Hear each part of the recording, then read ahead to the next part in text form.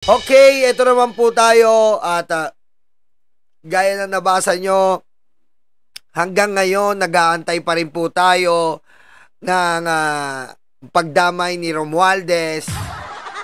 Di ba? Di ba? Tinutulungan na namin kayo mga DDS. Kita mo tinutulungan na namin kayo. Hanggang ngayon nag-aantay kami. Nasaan yung kay Romualdez? What the fuck? Diba? Tama ba tayo doon, mali? Tama tayo doon, mali. Diba tama tayo? Nag-aantay pa rin tayo ngayon. Dahil nga kung ang presidente ay walang sinisino, tayo pa kaya?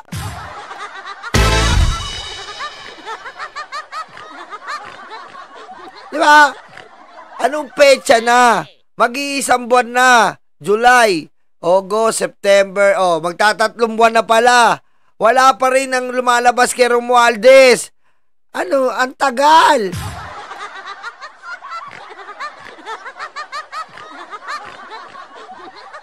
Naiinip po kami, Chis Escudero. Ang talino mong abogado, ang tagal mo magpalabas ng ebidensya. Ilan kayong DDS block dyan? Wala kaming makitang ebidensya na talagang ikakagulat namin.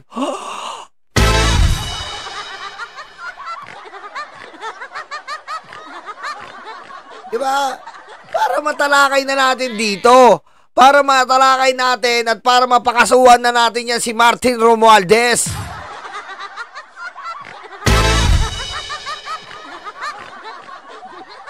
Yun naman tayo Sa tama, para sa taong bayan. Hindi po natin kakampihan ng mga politiko na yan kung talagang nag-umit o kumuha sila ng maraming pera natin. O, di ba? Ang tagal ni Chis Escudero. Nanisi lang. Papaalala namin sa inyo. Layers of secrecy. Na naman tayo. Dito naman po tayo sa puro article po ito. Kasi gusto natin, mapakita natin na legit. Wala po tayo dito tinatampered.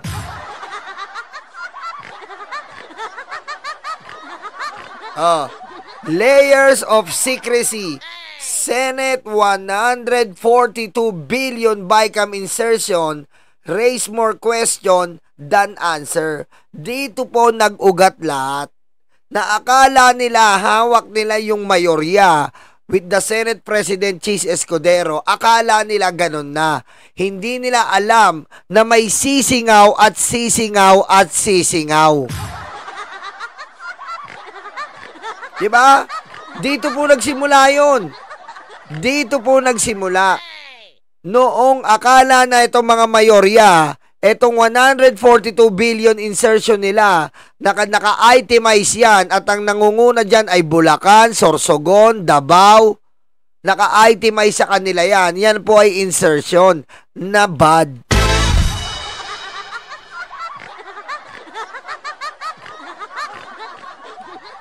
Akala nila pagkapanalo ng Chis Escudero okay na ang lahat. Akala nila yung 2025 lusot na ang lahat. Doon sila nagkamali. 'Di ba?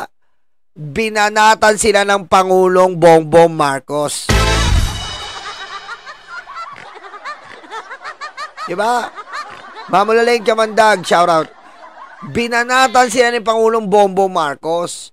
At nag-jibe nga yung sinabi ng Pangulo, lalong-lalo na dito sa sumingaw na insertion nila.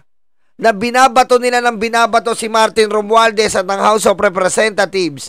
Although, nagnakaw din ng mga congressman, hindi pwede natin baliwalain yan. Pero, yung mga nagmamalinis, na sila pala ang uod ng dumi. Diba? Kaya yan po, dito po nag-ugat lahat sa 142 billion BICAM insertion. Biro nyo po ang sabi ni Tito Sen, Committee on Finance, si Grace po, hindi nila isinama. Hindi nila isinama nung tinrabaho nila tong BICAM. Yung Committee on Finance po, meron po silang closed door at hindi sinama. Sino? Si Grace po.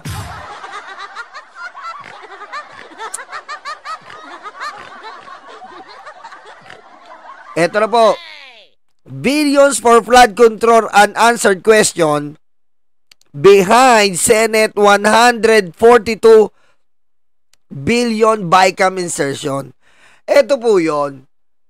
Yung 142 billion na yan, hindi po yan sa hindi po yan sa mga eskwelahan, hindi po yan sa mga gamot, hindi po yan sa kalusugan, sa flood control po yan. Sa flood control po nilaan yang 142 billion. 'Di ba? Yan po ang inaantay natin na sagutin nila. At nang hinihintay po nga nating sagot kay Chis Escudero na kung paano niya sasagutin ang mga bintang sa kanya ni Bernardo, ang bintang sa kanya na business partner ng asawa niya ay involved, ang mga bintang sa kanya na bakit ang daming Lubiano 80 basta maraming flood control ang Lubiano sa ano niya dahil bayan sa pagbibigay ng 30 million. Wala po siyang sinagot na ganon. 'Di ba? 'Di ba? Kasi nga po, kaya lang natin tinatalakay ito kasi nga ang pangit ni Chis Escudero ka-banding.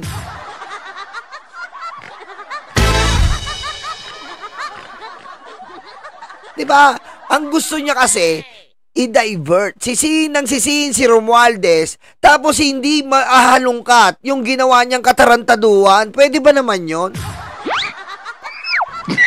Patayin mo si BBM? No joke.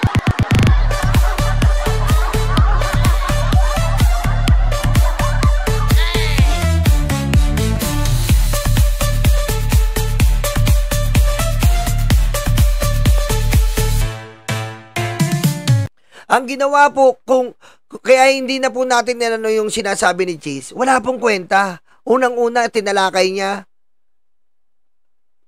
paglilihis daw ito sa totoong may sala. Ang may sala si Romualdez.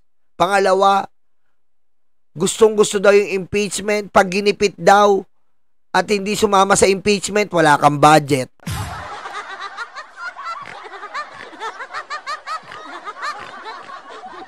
Pangatlo, pinagmalaki niya si Gutesa na hanggang ngayon hindi matagpuan.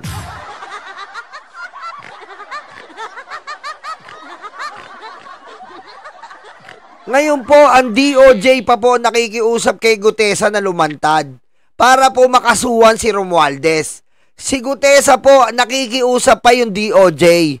Lumantad ka na at ikaw lang ang nakakaalam ng basurang sinasabi mo. Ngayon kung hindi po lalantad si Gutesa, paano natin makakasuhan si Romualdez? Ganun lang po kasimple yun.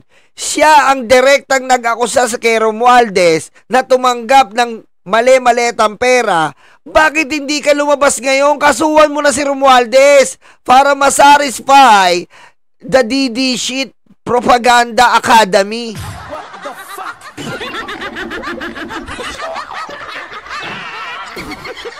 Mga DD Shit, hindi nyo ba nare-realize yun?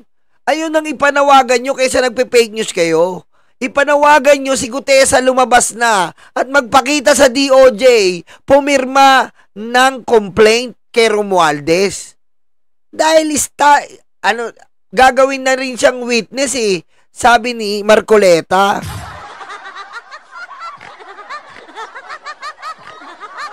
Oh, ano ba ginagawa ni Gutesa? Nasaan ba si Gutesa? Nagme-memorize pa rin ang paragraph 20? What the fuck?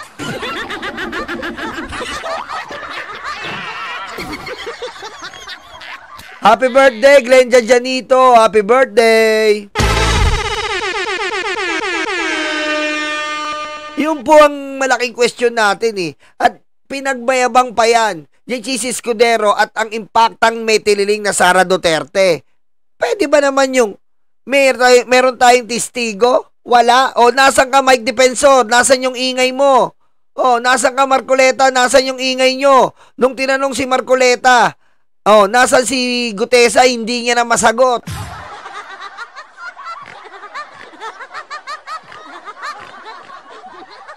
Di ba? Kung gusto nyo na madamay si Romualdez, Katakataka naman na hindi nyo ipilit magkaso si Gutesa. Yung po yun eh. Paano mag-judge ang kwento nyo? Paano magkakaroon ng magandang script itong binubuo nyong pelikula kung hindi nyo papalabasin si Gutesa?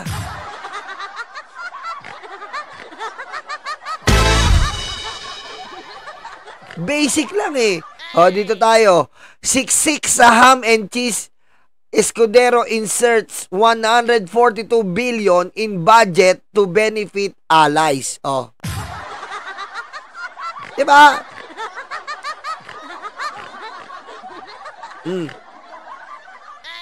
Dahil sa ano ni Cheese Escudero, ayan po ang nangyari. Para magbenepisyo po ang mga kaalyado niya at talagang mapanatili niya ang kanyang posisyon na Senate President, nag-insert ng ham and cheese. Ayan o. Cheese. Ito sinasabi ko sa'yo. Escudero. Ito sinasabi ko sa'yo. Nasa mga article to. Nasa mainstream media to. Nasa balita to. Facts to. Hindi to katulad ng ginawa mong puro chismis. Hindi natin kinakampihan si Romualdez. Pero kung sa timbangan lang, mas mabigat ang ginawa mo.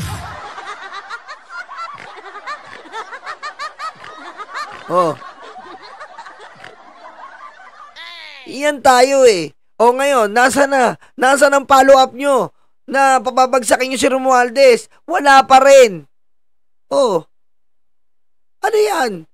Yung alam ko, ang taong gigil na gigil, ang taong may hawak na matinding ebidensya, ang taong may hawak na burden of proof, hindi natatakot yan. Tutuluyan yan saan man umantong magpunta. Pero dito nakikita po natin, nakatago si Gutesa, wala silang mapakitang ebidensya, dinadivert lang nila, walang kwenta.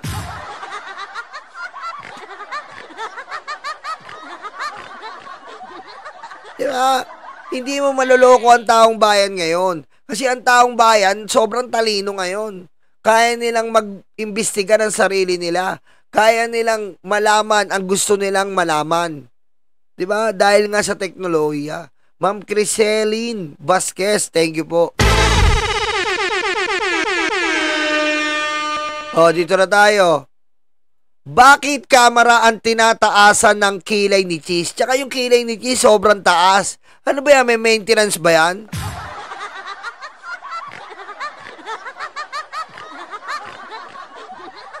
Diba? Marami nagtatanong kaya ni Ma'am Janelle, bakit daw nawala si nag-quit na, Jason Reyes, nag-quit na. Bakit daw nagtatago si Gutesa? Yun nga rin po pinagtataka natin. Bakit nawawala si Gutesa? Kasi po, hindi pwedeng wala siya dito.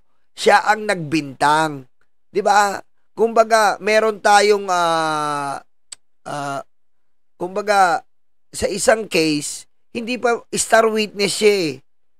Romualdez versus people of the Philippines. Parang ganito mangyayari if ever. Etong si Romualdez, ang star witness ng people of the Philippines, si Gutesa. Kasi siya ang may matinding alam, siya ang involved sa sitwasyon, at siya ang nakakaalam sa lahat.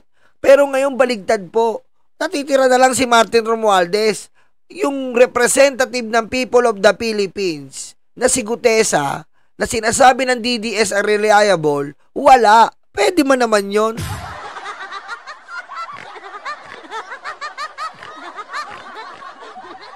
Ikaw ang star witness, kamo, ng taong bayan.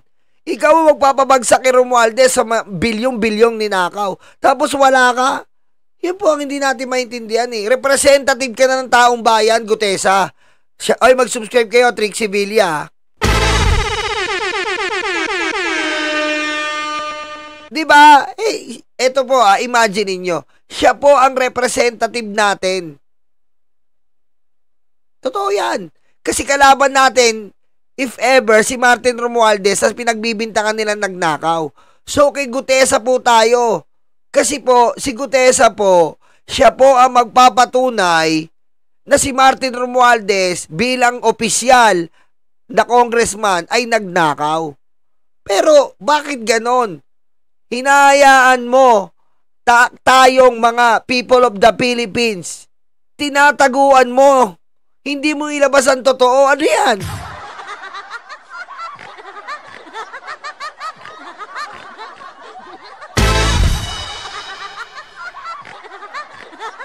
Diba? Oh, eto pa. Chis Escudero should answer why.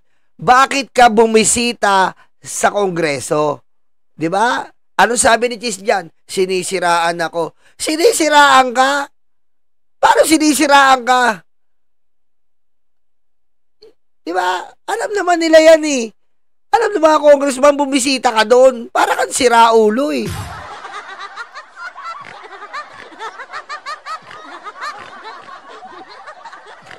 Tinatanong ka, bakit ka pumunta sa Kongreso? Ang sagot ni Chis Escudero, isa na naman po yan paninira sa akin. May video eh.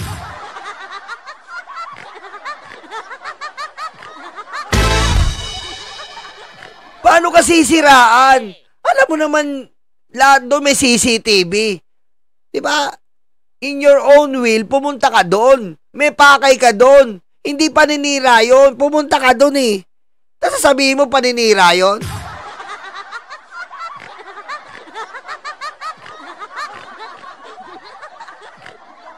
Diba? Ganun ba kabobo? Ganun ba kabobo ngayon ng ang mga tao para sabihin mong paninira yun? Kita-kita yung mukha mo doon, no? Yung kilay mo, pag no? Nakaahit. Patayin mo si BBM. No joke.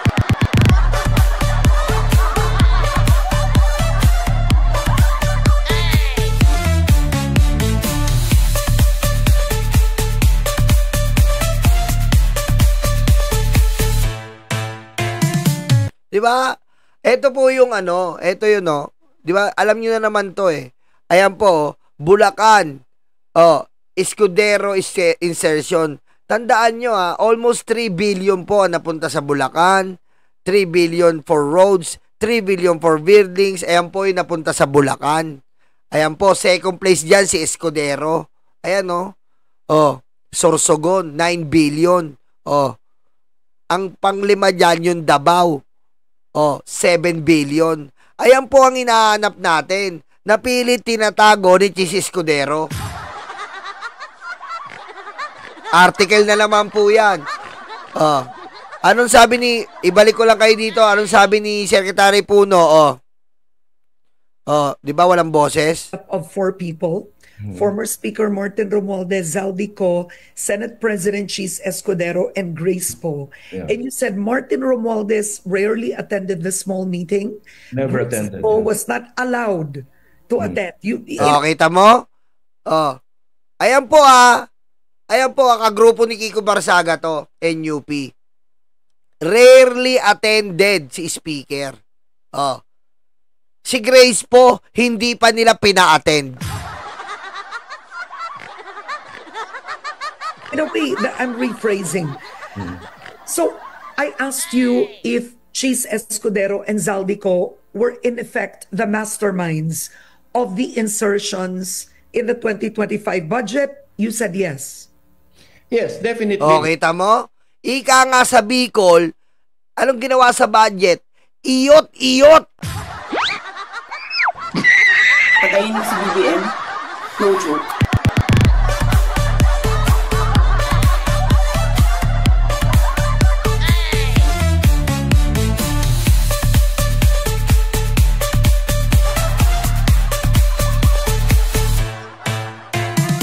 Diba? Ika nga sa salitang Bicolano, iyot-iyot.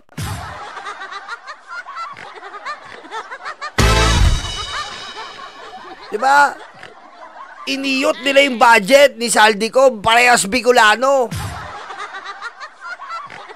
Because they were the ones that inserted it. No?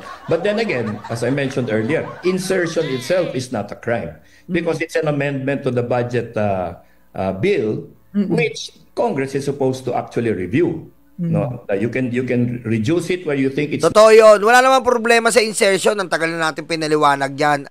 Ang problema po sa insertion na ginawa ng Senate, naka-allocate po for specific, alimbawa sa Bulacan. Tapos, may kakutsaba po sila doon na mga district engineer. Yun po ang problema dito eh. 'Di ba? Nag-insert sila ng flood control, pero kilala pala nila ang pagbabagsakan. Sa pamamagitan ni Yusek Bernardo, sa pamamagitan ni Henry Alcantara, sa pamamagitan ni Bryce Hernandez. 'Di ba? Sa Sorsogon naman, sa pamamagitan ni Lobiano. Yan po yun eh. Insertion is legal. When you are doing some amendment, when you are doing some insertion, it's legal. You know? In BICAM, it's legal. But when it comes to implementation and you are still involved in the implementation, that is illegal logging. ikaw talaga.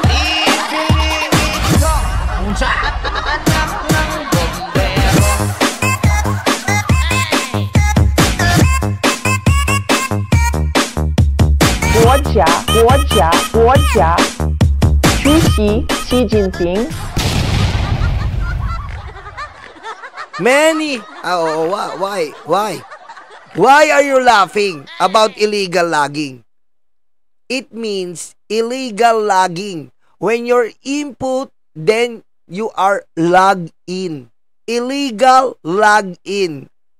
My God, how come? Patayin mo si BBM. No joke.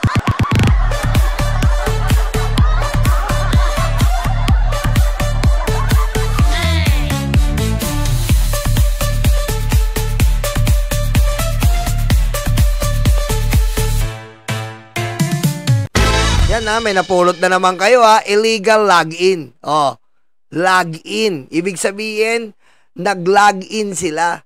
Sa implementation, wala ka na dapat pakialam doon. Hindi ka na dapat mag-login. Diba? Nag-login ka eh. So, naging involved ka pa rin. Illegal, login. Diba?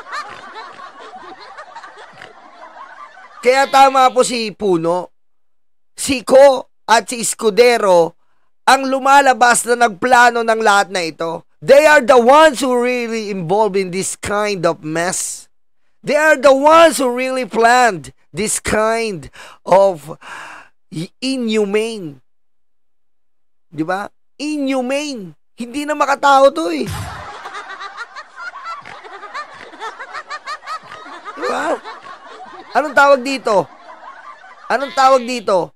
Kung meron po tayong crime against humanity, ito po ay flood against humanity.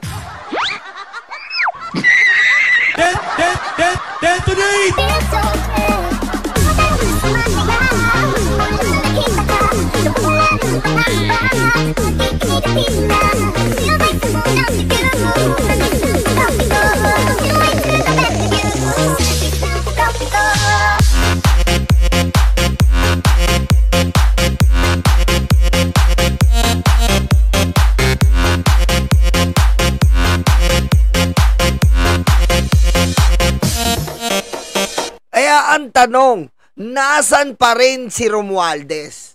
Nasan sa sitwasyon na to? Hanggang ngayon, hinahanap natin kung nasan ang involvement ni Romualdez nang matapos na to. Diba?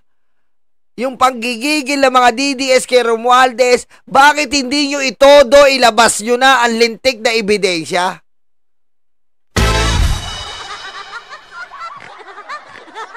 Not needed. You can add it where you think it has been overlooked, no? And if you give them the benefit of a doubt, I don't know why they are denying that they did the insertions if there was nothing wrong in the first place, right? If there's nothing illegal about what they're doing, why the furor about denying it so much?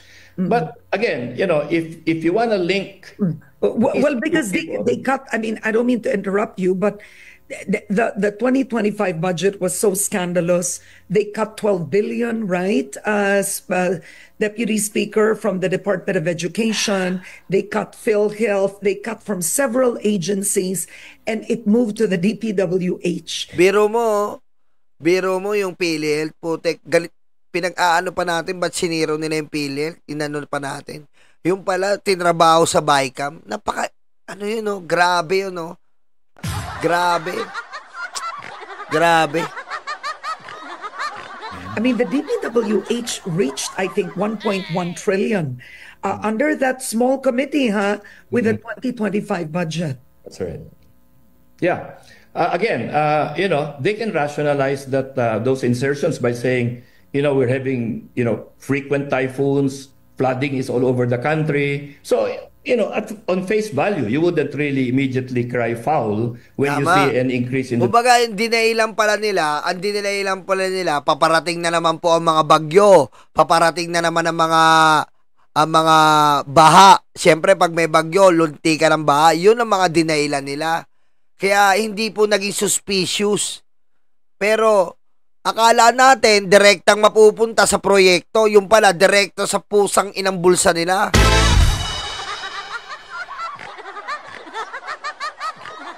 Department of Public Works budget. It's when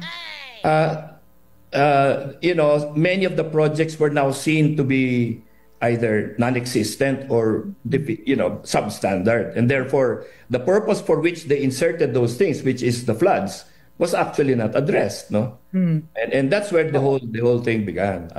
So, Deputy Speaker, are you telling me that it is possible for Zaldico, being the former chief of the Appropriations Committee, to make 13 billion pesos insertions in a district in Mindoro Oriental, and I think 14 billion in Occidental? It's possible for Zaldico to do all this without Martin Romualdez knowing the details? Yes, it's possible, but not former Senate President Chis Escudero, because they were. Why is that? Why is that, sir? Well, when the budget goes back to first, it goes back to the BICAM before it's signed by the Speaker and the Senate President. Okay, when it goes back to the BICAM, there are 12 or 24 members. They need to sign it also, no? The approval of the amended budget. Okay, so again, I mentioned earlier, it's like 20,000 projects, no?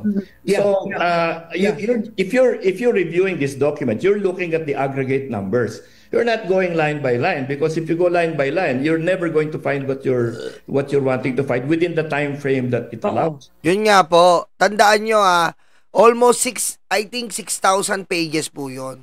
Yun po nila ang binabato sa Pangulo. Bakit hindi daw nireview ng Pangulo? Putik, ilan libo po yun, isa-isahin po ng Pangulo yun. At ang problema pa po nun, diba? Ang problema po nun, yung mga pinapakita sa Pangulo, in general na yun. In general, hindi po sobrang itemized yun. Kung baga makikita ng Pangulo, DPWH, project, tak, gano'n na lang yun. Diba? Kung baga, in general na lang makikita ng executive branch doon.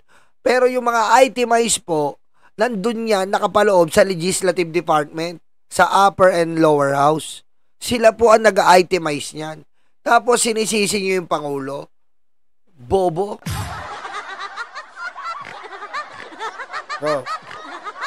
Ayan po si Congressman Puno po nagsasabi. Diba? Ang lumalabas po, etong si Zaldico at si Chis Escudero ang may pangunahing pakana.